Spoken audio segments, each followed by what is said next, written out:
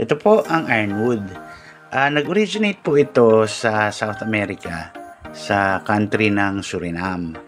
Now, napakaganda po nitong kahoy na to dahil napaka-dense niya, solid na solid, mabigat din.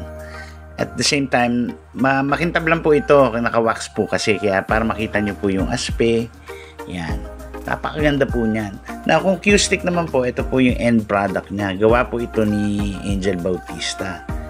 Ayan po, ang ganda po ng kinalabasan, ano. Ito po ay Southwest design. Kaya ganyan po yung ano niya.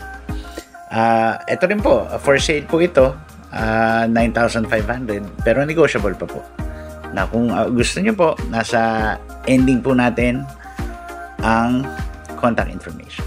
Salamat!